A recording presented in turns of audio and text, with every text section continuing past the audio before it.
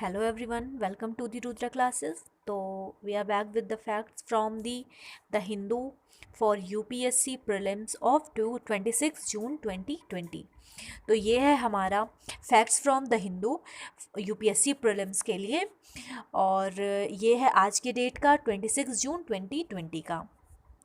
तो चलिए स्टार्ट करते हैं इसे। तो हमारा पहला फैक्ट क्या है इसे देखते हैं। हमारा पहला फैक्ट है about stressed company. Stressed company के बारे में आज हम जानेंगे कि स्ट्रेस्ड कंपनीज कौन सी होती हैं। स्ट्रेस्ड कंपनी वो हैं a company would be eligible to be called stressed if it has default on its payment obligations for more than 90 days if the credit rating agencies have downgraded its securities to D।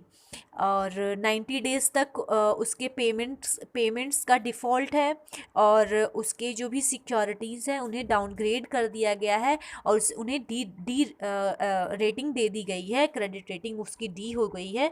तो ऐसी companies को stressed companies कहा जाता है। तो यहाँ से अगर क्वेश्चन आता है कि स्ट्रेस्ड कंपनीज़ कौन सी होती हैं, तो स्ट्रेस्ड कंपनीज़ वो कंपनीज़ हैं जिनका डिफ़ॉल्ट पेमेंट डिफ़ॉल्ट जो है वो 90 डेज़ से ज़्यादा हो गया है और उनकी जो सिक्योरिटीज़ हैं उन्हें क्या रेटिंग है दिया गया है, उन्हें उनकी सिक्योरिटीज़ को रेटिंग दे दी गई हो डी, तो उसे बोलते हैं स्ट्रेस्ड कंपनीज़। तो अब हम देखते हैं स्ट्रेस्ड कंपनी के बाद क्या है। स्ट्रेस्ड कंपनी के बाद सेकंड फैक्ट है about preferential share. Preferential share के बारे में जानेंगे यहाँ से। तो प्रेफरेंशियल शेयर क्या है, तो प्रेफरेंशियल शेयर क्या है। Preferential issue is the faster way for a company to raise capital. ये एक तरह का ऐसा इशू मीन्स कि किसी चीज़ को इशू करना किसी के लिए। तो यहाँ पे है ये एक तरह का इशू है जो कि फास्टेस्ट तरीका है किसी कंपनी के लिए जिससे वो अपने कैपिटल्स को रेज करती हैं। Preferential issue is an issue of shares और कन्वर्टिबल सिक्योरिटीज़ बाय लिस्टेड और अनलिस्टेड कंपनीज। तो प्रेफरेंशियल इशूज़ इज़ एन एक इशू होता है शेयर का और कन्वर्टिबल सिक्योरिटीज़ होती हैं जो कि लिस्टेड या फिर नॉन लिस्टेड और unlisted companies to a select group of investors, जो कि लिस्टेड या अनलिस्टेड कंपनीज क्या करती है, एक सेलेक्ट ग्रुप ऑफ इन्वेस्टर्स को इशू करती है। But it is neither a right issue. Right means here the right सही गलत का नहीं मतलब है, यहाँ पे एक राइट अधिकार का है। राइट इशू ये कोई राइट इशू नहीं है, नॉर अ पब्लिक इशू, या फिर ये पब्लिक इशू नहीं है। तो देखते हैं अगला क्या है हमारा। आई होप कि आप लोग समझ रहे होंगे इस चीज़ को। तो चलिए अपना नेक्स्ट पॉइंट देखते हैं। और आप लोग को जो भी चीज़ें नहीं समझ में आएंगी उस दिन की आगे, जैसे कि आज मैं 26 जून का पढ़ा रही, तो आज में जो भी पॉइंट्स ना समझ में आए या फिर प्रीवियस जो भी लेक्चर्स रहे हैं उसमें से ना समझ में आए, तो आप लोग प्लीज़ कमेंट करके क्वेश्चंस को पूछा करिए। तो चलिए अपना नेक्स्ट देखते हैं। नेक्स्ट क्या है, नेक्स्ट है सेबी। सेबी के बारे में मैंने जो डेली करंट अफेयर्स मैंने पढ़ाया है उसमें सेबी के बारे में पढ़ाया है, तो आप लोग उसे वहाँ भी देख सकते हैं। और यहाँ पे मैंने इसलिए फिर से पढ़ा रही हूँ कि क्योंकि अभी क्या है कि आज में भी कोई नया पढ़ रहा हो, नया जानने के लिए यहाँ पे ज्वाइन किया हो, तो ये उनके लिए भी है और आप लोग के रिविजन्स के लिए है। तो चलिए देखते हैं। Securities and exchange board of India, SEBI को क्या कहते हैं, security and exchange board of India. ये एक रेगुलेटर है किस चीज़ का, सिक्योरिटीज़ का एंड कमोडिटी मार्केट का in India. And owned by, ये इसको कौन ओन करता है, इसे गवर्नमेंट ऑफ इंडिया ओन करती है। और ये कब इस्टेब्लिश हुई, ये इस्टेब्लिश हुई 1992 में। और ये एक स्टैच्यूटरी पावर पे काम करती है, जिसको स्टैच्यूटरी पावर जो है वो भी just a minute, statutory power जो है उसे 1992 में मिला। और स्टैच्यूटरी पावर क्या होता है, किसी एक्ट से होता है। तो इसका एक्ट है जिसे स्टैच्यूटरी पावर मिला उससे, वो है सेबी एक्ट 1992 का। तो इसका फॉर्मेशन कब हुआ, इस्टेब्लिश कब हुआ, 12 अप्रैल 1992 को। इसका सेक्टर क्या है, किस सेक्टर में काम करता है, ये करता है सिक्योरिटीज़ मार्केट में। हेडक्वार्टर कहाँ है, मुंबई में। टाइप किस तरह की कॉरपोरेशन है, ये स्टैट्यूटरी कॉरपोरेशन है। क्यों स्टैट्यूटरी है, क्योंकि ये एक्ट के द्वारा फॉर्म हुई है, एक्ट के थ्रू इसको पावर दिया गया है। अभी प्रेजेंट टाइम के इसके चेयरपर्सन जो हैं वो हैं अजय त्यागी। तो हम अपना नेक्स्ट देखते हैं, नेक्स्ट क्या है। नेक्स्ट पॉइंट है about Malabar rebellion. Malabar rebellion के बारे में नेक्स्ट पॉइंट है। तो Malabar rebellion in 1921 started, it was started in 1920 colonial rule. तो ये स्टार्ट किसके लिए हुआ, ब्रिटिश कॉलोनियल रूल के खिलाफ में इसको शुरू किया गया और फ्यूडल सिस्टम के खिलाफ में शुरू किया गया। और कहाँ पे हुआ, ये हुआ था इंडिया के साउदर्न पार्ट में।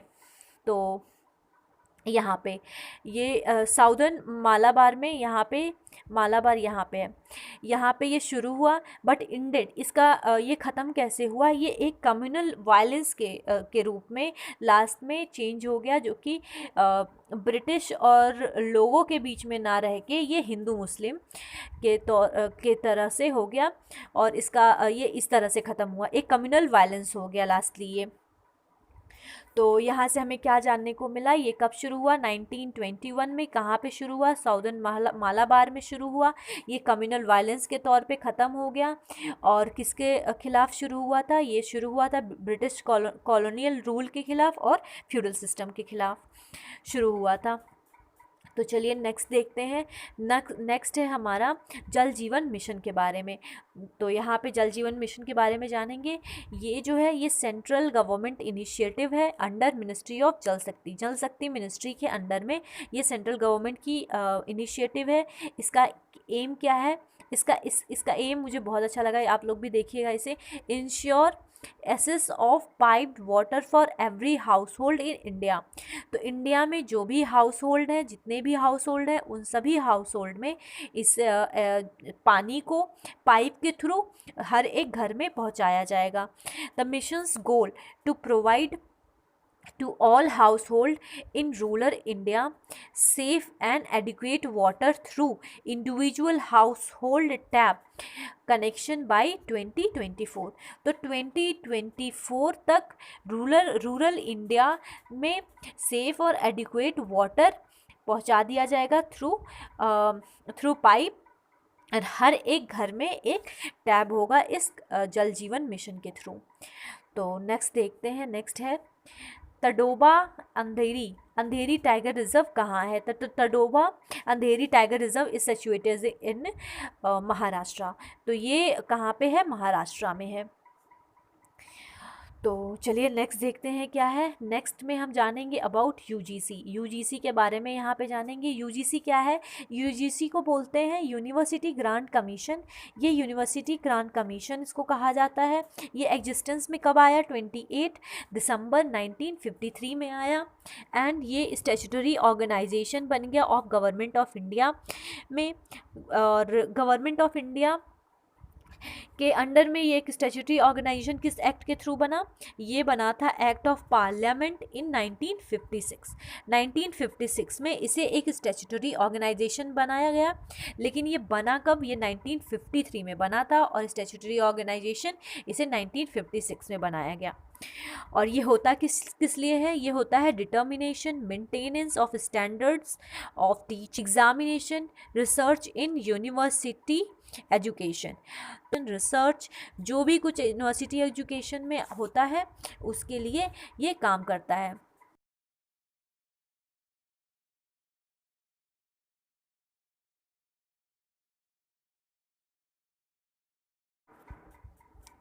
तो हमारा नेक्स्ट पॉइंट है अबाउट आरबीआई। आरबीआई के बारे में जानेंगे हम, इसे रोज़ अपने न्यूज़पेपर में देखते हैं। तो चलिए इसके बारे में जान लेते हैं। तो आरबीआई क्या है, सेंट्रल बैंक है इंडिया की। और आरबीआई कब इस्टेब्लिश हुई, ये इस्टेब्लिश हुई 1 अप्रैल 1935 में थ्रू एक एक्ट के थ्रू ये इस्टेब्लिश हुई। वो एक्ट था आरबीआई एक्ट 1934 का। और इसके फंक्शन के बारे में जान लेते हैं, फंक्शन को जान लेते हैं। तो आरबीआई क्या है, ये बैंकर्स बैंक है, जितने भी इंडिया में बैंक हैं उनकी ये बैंक है। और ये क्या करती है, ये एक कस्टोडियन है, केयर टेकर है फॉरेन रिजर्व्स की, और कंट्रोलर है ये किसकी, क्रेडिट और मैनेज की।